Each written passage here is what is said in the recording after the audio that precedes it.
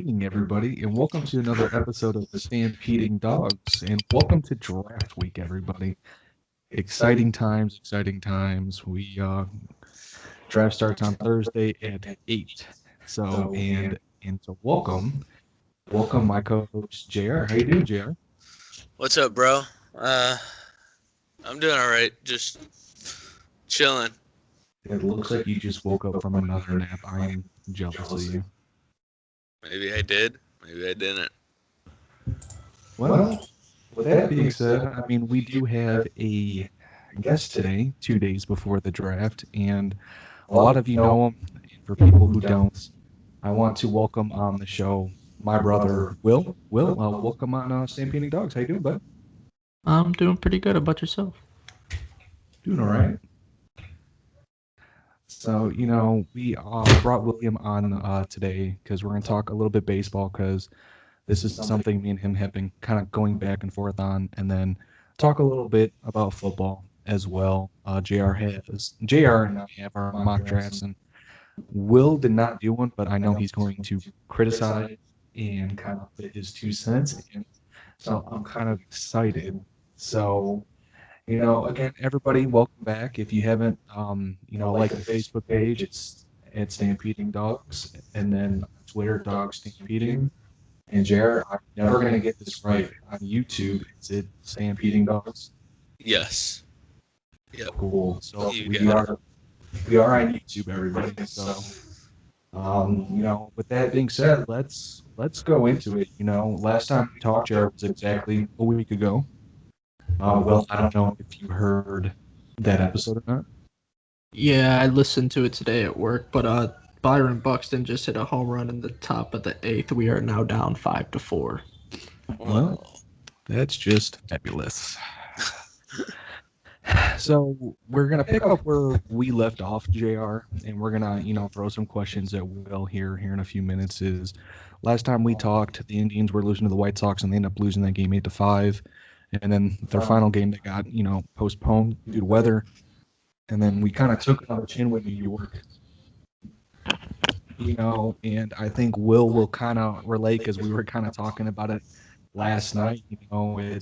We scored runs in the first, and all of a sudden we just forgot, to hit the baseball. So, I pretty much think this is going to be a roller coaster ride, hopefully until mid to late June. I mean, your guys' thoughts, here we are, we are in, geez, it's April 27th, and we're just a game below 500. And I've been saying, let's just stay afloat at 500 and see what happens. I wanted you guys to know your thoughts on, the White Sox series and also the Yankees series. Will, if you wanna lead that off.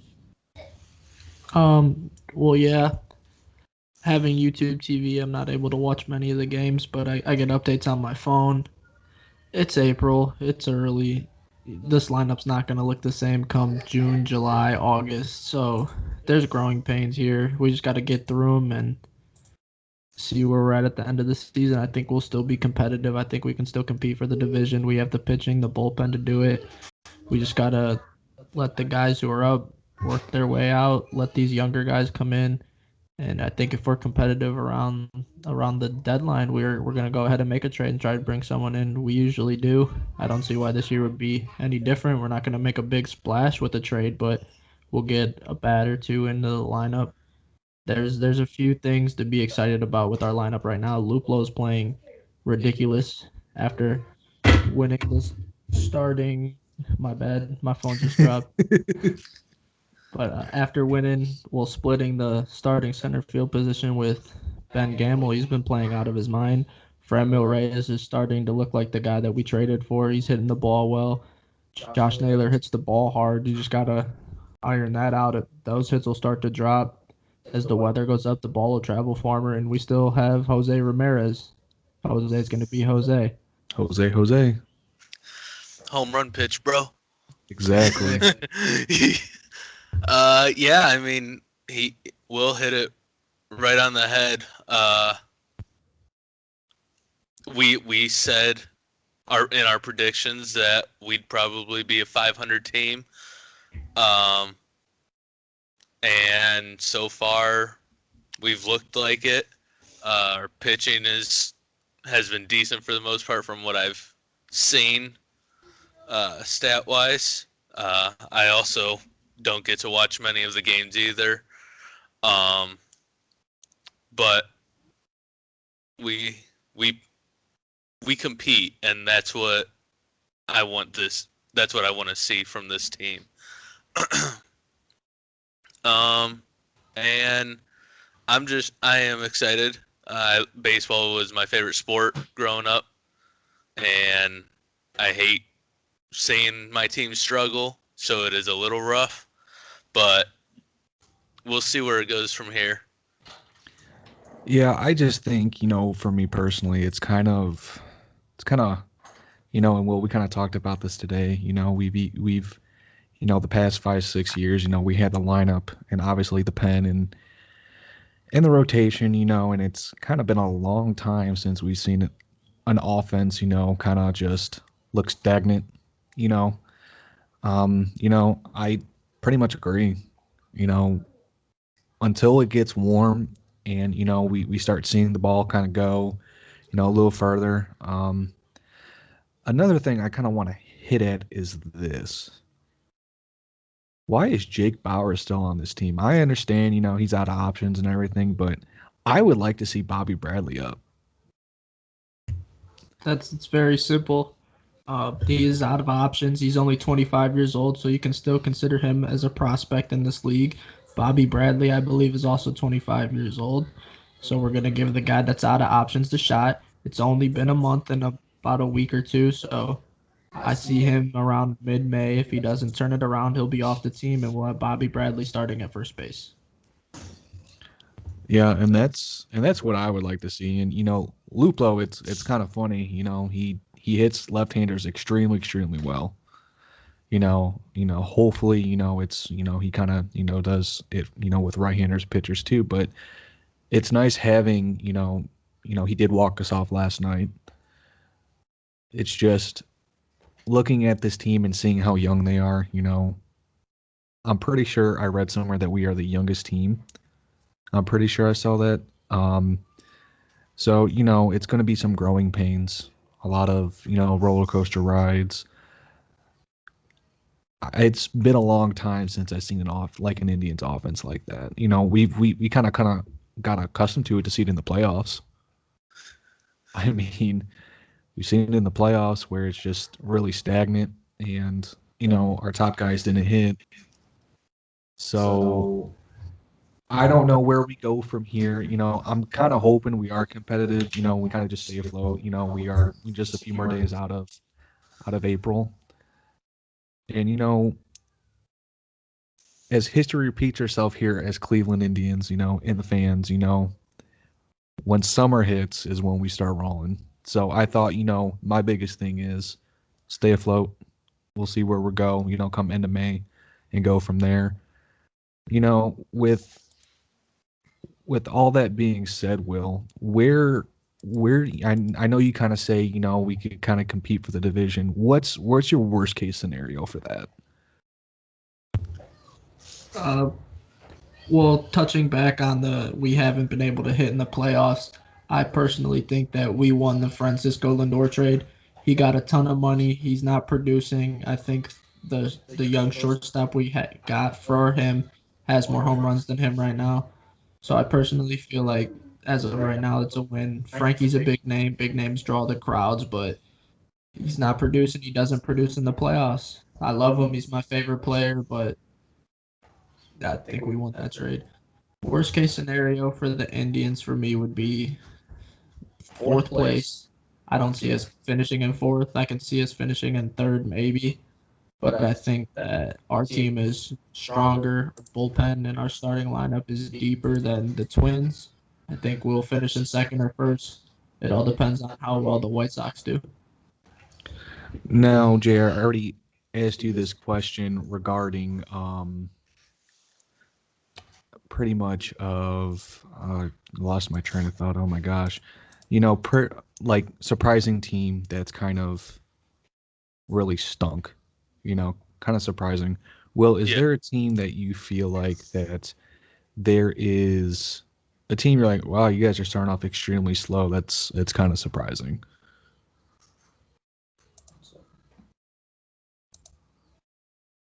I haven't really been following baseball all too much with my busy work schedule to really say. I think I saw something about how Oakland's just not doing too hot. The Yankees, until they came to Cleveland, I think they had the worst record in the American League, which is just crazy to think because it's New York. They got the big budget. They got the big sticks in their lineup. They got the crazy pitching. So they're definitely underperforming. Uh, but other than that, I really haven't paid too much attention. With not being able to watch the Indians games, it's kind of hard to keep track of them, let alone teams that I'm not rooting for. So, and let me go on the record of saying the Cleveland Baseball Organization, not the Indians. I know you guys aren't gonna agree with that because we grew up. They were the Indians. That's our tribe. But at the end of the day, it's time for a change. Times are changing. It's unfortunate. I don't fully agree with it, but in order to please the people, and I don't know how many people this will be pleasing, but it's time for a change, and my vote is the Spiders or the Guardians. Yeah, I think, JR and I are kind of in agreement on this one, is where, for example, it's kind of like Jacobs Field. It's now Progressive Field. It's going to be always Jacobs Field to me. I don't, it's like the same thing as the Rocket Mortgage Fieldhouse. It's always going to be the Q to me. And I mean, and honestly, even the gun, but I was still kind of young and really didn't appreciate it that much. But I mean, if I had to vote, it would probably have to be the Guardians. But at the end of the day, that's a whole nother topic we could get into. And I'm pretty positive Jared will agree with me. We hate it. I mean, we understand, but we hate it. So it is what it is. Is exactly what I'm going to say. I mean, Jared, you want to put your 2 cents into that?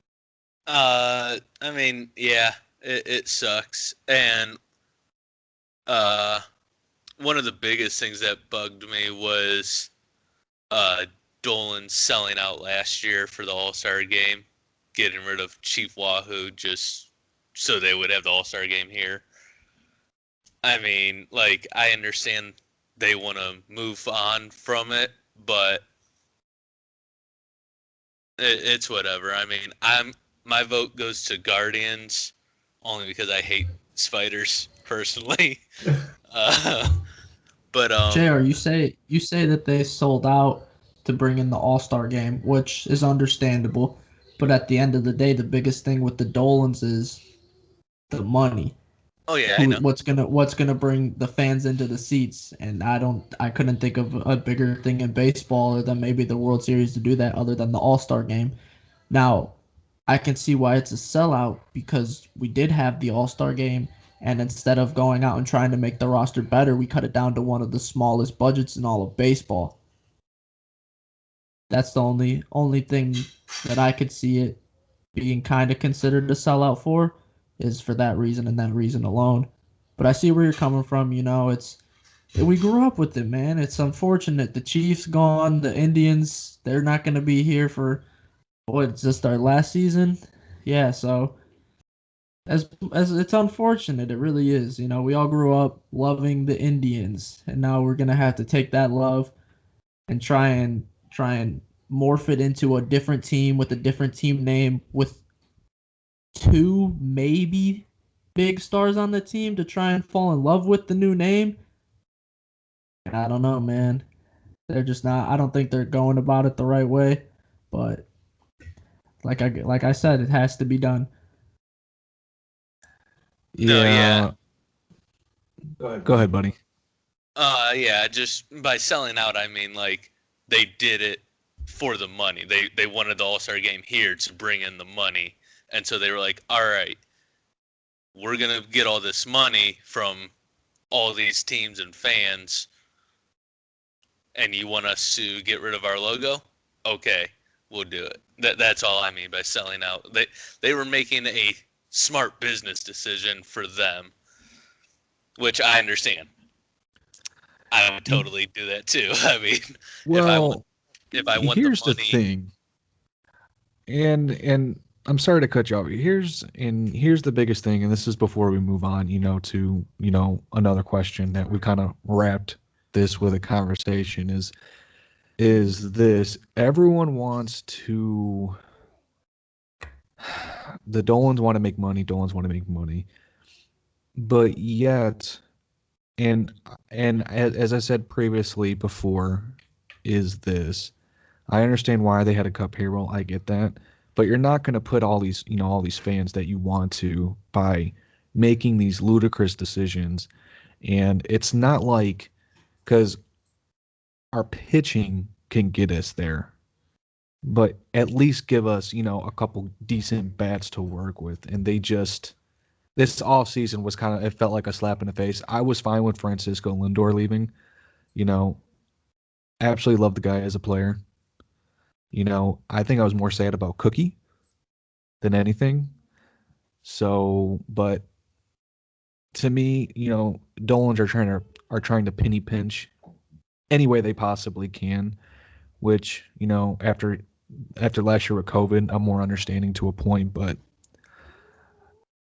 it to me, it's kind of like a slap in the face. And I'm not as big as baseball fans, as Will, UJR, even Matt. It's just, I look at it. Am I going to go to a couple games? Yeah, it's my team, but it just feels like a slap in the face from Dolans the past few years, especially when we still had the team to compete. So, and the last question I want to ask you, Will, is this, and we kind of hint on this already because you talked about the name change. Is this: what do you think the future holds for our baseball team? Not necessarily the name, just more of the team, the organization as a whole. Well, we're in a rebuilding year. It's like every other rebuild. Our pitching's going to be great. Our lineup isn't going to be there. You gotta get your young guys up. Ben Gamel, he's definitely not the long term option for center field. Uh, we got a plethora of good young outfielders. They didn't perform well in spring training. I understand you send them down, but you have people who did. Daniel Johnson, for one, he performed well in spring training. Why isn't he up on that active 40 or not 40 man 24-man roster? Bobby Bradley performed well, and I get the whole Jake Bauers out of options, still young, want to give the man a chance. Mid-May, that's as long as he's got. If he's not performing by then, he's got to go. At the end of the day, you have the pitching to compete. Try and compete. If you want it to be a full-blown rebuild, make it a full-blown rebuild. And nobody's going to like it, but if it's a full-blown rebuild, you trade Shane Bieber. Unfortunately, he's still young, but what you can get in return for Shane Bieber is better long-term for your rebuild than keeping him, letting him wither away, and then trading him. But then again, the Indians just know when to trade their pitchers. I mean, Corey Kluber, our ace for years, we trade him away. Corey Kluber is no longer Corey Kluber. So it's tough. I would just like to see us bring up these young guys, let them get major league at bats, get major league time, just see where it takes us. It's all we can really do. I really do believe that come June, come July, we'll be scoring a few more runs. We'll have a completely different lineup. Not completely different, but we'll have a different lineup. We'll have more speed, a little bit more pop in that lineup. And from there on, I mean, the pitching is going to keep you in every game. You know, they'll go out and have one bad outing a week. We can deal with one bad outing a week, but it's the outings where they only give up 2 runs and you can't score 3 to win the game. When we lose 2-1, that's what's going to get us killed in the long run. As long as our bats can come alive, our pitching's going to do its job, and we can still take the division. There's no reason why we can't. It's just a matter of getting the right people into the lineup. Yeah, I mean, right. You're right in all phases. So, I'm more interested, we usually have a really good farm system too. You kind of hinted on the young guys. And, on another note, everyone wants to talk about out of options. How about out of last changes is Bradley Zimmer in the outfield? I mean, I would love to have seen him up here. He seems healthy. So that's another guy I would like to see up here. So, I mean, we'll see. I am in agreement with you, Will. Um, come by June and July. I'm hoping by mid June, at the earliest. That'd be nice. That'd be Bradley Zimmer in spring training couldn't hit the side of a barn with a tennis racket, and that's why him and Oscar Mercado are both not up here right now. And if Bobby Bradley can continue to not hit, and what is it, AAA he's in, hmm then Bradley Zimmer needs to get traded. But Oscar Mercado and Daniel Johnson need their chance up here. Oscar Mercado had a phenomenal rookie year, fell off a little bit last year, but the COVID year, it, it's different, man. Nobody knows how people are gonna react to that. There's just a whole bunch of different changes. It's not as long of a schedule. You're playing 60 games as opposed to 162. Who knows what would have happened in those other 102 games for Oscar Mercado.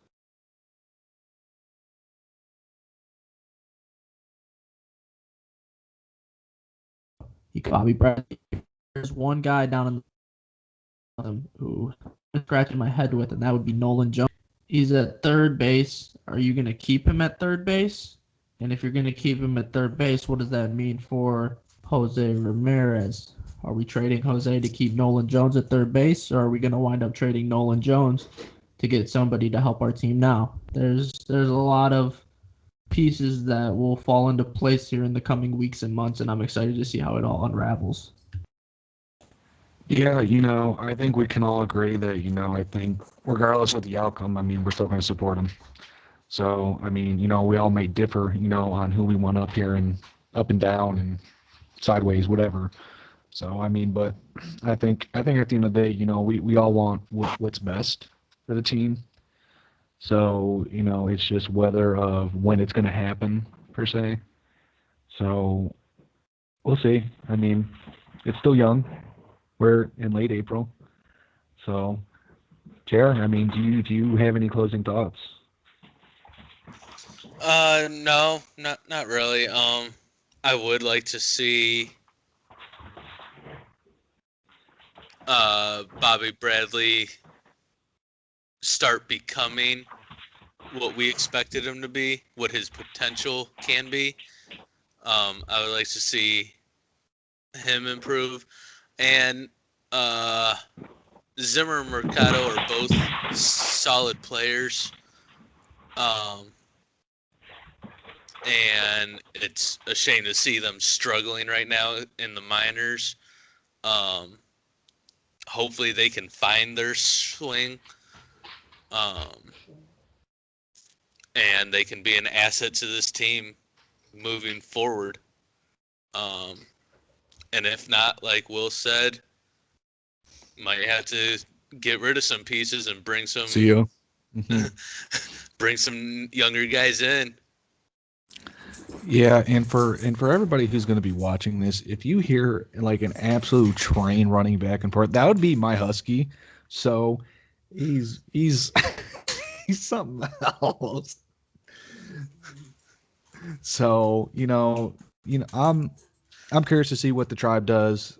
Come June. So you know, as we're all kind of itching. The season, like I said, just unfolded. It's new, still early, but I think a lot to be desired for the upcoming year for the tribe. So on that note, let's talk about the draft. We have Before we transfer over to that, I got the MLB Network on my phone, and I just got a notification saying Ronald Acuna Jr.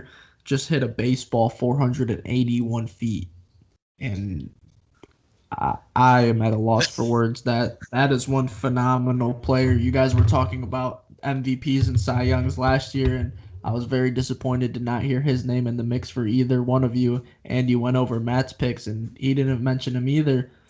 I believe JR had Fernando Tatis winning, and you had Juan Soto. I think Ronald Acuna is right up there with those three. I think if Tatis can cut down on his errors, then I could see him winning an MVP. But Ronald Acuna, man, I feel like there's at least 5 out of 7 days a week I'm getting notification about him just blasting a baseball for a home run or just doing something phenomenal. That kid can play ball.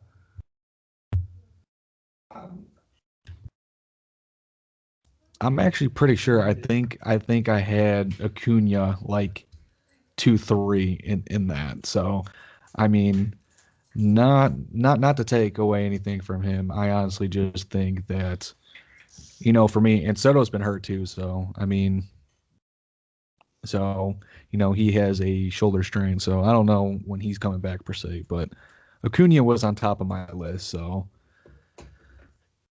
but I do want to say this. I think as we're getting into football is this, and I've asked Jr. this. I feel like the past few times we've talked about mock drafts. So how does it feel, Will, to not be picking in the top 10? When everyone's talking, oh, the Browns going to take a quarterback. It's one of the greatest feelings I've ever experienced in my whole life, man. I remember back when we were 4 and crap and 3 and crap and 0 and 16. Me and Dad being really excited about drafting garbage, but just getting excited because it was the Browns. We're like, oh yeah, we can win 6, 7, maybe 8 games this year. When we would go 0 and 16, 1 and 15. So just to see, the turnaround the last 3 years, I believe it's been since we've gotten Baker Mayfield. It's great to see, man. We don't have to worry about drafting a quarterback. This year we can go into the draft not having to draft a position of need. Last year we needed a left tackle. We addressed left tackle. This year our team from top to bottom is solid. I think the weakest link would be cornerback depth and linebacker and maybe receiver depth because we have great receivers, but we don't have great receivers that can just take the top off the defense. We have Odell. Jarvis is quick. He's not the fastest in open space, but he's good at what he does. He gets open. You have Higgins, who's just a safety blanket for Baker Mayfield. You got Donovan Peoples-Jones, who's faster than the majority of our room, but still not one of the fastest in the league. So it's a breath of fresh air to just not have to worry about what quarterback we're gonna take and what the team needs. We can take this draft. We can draft for depth. We can draft for best player available. We got 9 draft picks. I don't see us bringing 9 rookies into this team this upcoming season. We can take those draft picks. We can move up and go get a guy that we really like, or we can start prepping for next year's draft. There's many ways to go with this one, and it's just exciting. Not even being in the top 20, drafting at 26. It's the most exciting thing the Browns have had in my entire life. And I know JR is all full of smiles over there too. Just look at him. So I mean, he's right. It's awesome, especially when he said 26th. Man, I don't remember the last time the Browns picked that late. Like it's been a rough stretch for the Browns, and I'm finally glad to see them turning it around. And like Will said, definitely depth at corner and linebacker are probably our biggest needs. So yeah, like I think our last. Oh no, we didn't even talk about go that far in our last mock draft, but I already had an idea of who I wanted. yeah, and what I'll do since Will didn't do a mock draft once we get to the Browns, I will actually have him. Before we actually do our picks, is you know who does he want pretty much. So Yeah. and it looks like Will wants to say something. So go ahead, boss. Another Indians update. Cesar Hernandez walks in the bottom of the 8th. Josh Naylor scores. The Indians extend their lead over the Twins 6-4. I'm not too sure how many outs there are, but walking in a run must mean that the bases are loaded. So we're in a good spot here, bottom of the eighth. Hopefully they can pull this one off. Yeah, yeah. I'm not looking for another walk off. Even though those are kind of cool. But first thing first. I just kind of want to just kind of relate. What's been going on really the past week that Jared and I have been kind of off the air. And the first thing first is on the 23rd, Kansas City and Baltimore made a trade where the Chiefs get Orlando Brown, a 2021st second round pick, and a 2022 sixth rounder. The Ravens get the Kansas City 2021 first round. Then they get a third and a fourth, and then the fifth round as well. I hate to say this because they're my division rival, but I hate this because this makes Kansas City just, they're already good, but Patrick Mahomes, gets a really good left tackle. So I hate it. I absolutely hate it, but I do like it though because it is good for Kansas City at the same time. So good for Kansas City. You went out and got a premier left tackle. Um, so I hate it. I really do hate it, guys. I really, really do. So, and the biggest thing is what we're seeing too is we're hearing all these analysts saying that Justin Fields is falling in the draft. I think the biggest thing is where's he actually going to go? Poppy Kosh. I think that's a load of crap, man. If and that's a big if because I don't believe this is gonna happen. If this happens, then San Francisco needs a whole new front office. But if Mac Jones goes 3, Justin Fields will go 4. There's no way Atlanta muted. Sorry about that. But there's no way Atlanta lets the homegrown Justin Fields went to Georgia for a year or two before he transferred to Ohio State. Personally, I think he's the third, if not second best quarterback in this draft. Matt Ryan's getting old. It looks like they're looking to cut salary. There's no way they let Justin Fields go if he makes it to 4. Because if they're looking to trade Julio Jones but keep Matt Ryan, I don't think so. I think they're looking to draft Justin Fields at 4 if Mac Jones goes 3, and then trade Matt Ryan and build around Justin Fields in an already explosive offense. You trade Julio Jones, it's a little less explosive, but Calvin Ridley proved last year he can be a true number one receiver. You have Hayden Hurst, who's a pretty good tight end. I'm not sure if they re-signed Gurley, but I mean, it's not that hard to find a replacement for Todd Gurley. There's plenty of running backs in this draft that can do what Todd Gurley did last year. I truly believe if Justin Fields makes it to 4, he's going 4. And then where does everybody else fall to is the real question. Because the Bengals pick 5, right? If the Yes. Bengals at 5 have the choice between whichever receiver they want or the top tackle in the draft, are you going to go get a receiver, which wouldn't matter? Because what good is a receiver if Joe Burrow has no time to throw to him? Are you going to go get Joe Burrow protection, who's coming off an ACL tear? Still an extremely young quarterback, showed a lot of potential last year. I think you go and you get some help on that offensive line for your young quarterback because you already have weapons there in Cincinnati. But that's just me. Yeah, I mean, you kind of like went into my next question.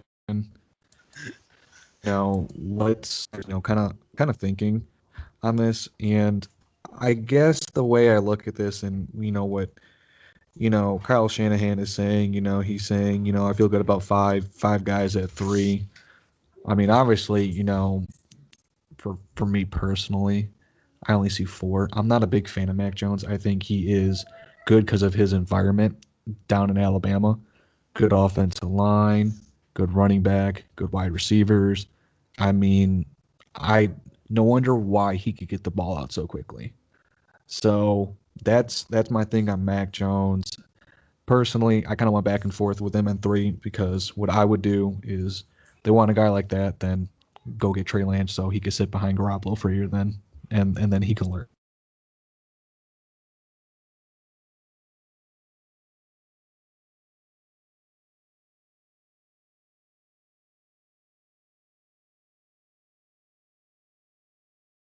I am more of accustomed to see what they're actually going to do. Drew Brees too. Yeah, I just stopped it, so. Damn. And I just kicked this. Dude, I hate Spectrum so much, dude. I was just about to cut you off. JR, can you still hear me? Yeah. Kicked out completely. Aaron got kicked out completely. It looks like we're still recording. So until he can get back in, I'm gonna go ahead and start talking a little bit. Personally, I think that you don't move up to 3 in the NFL draft if you don't know who you're taking. Yeah. So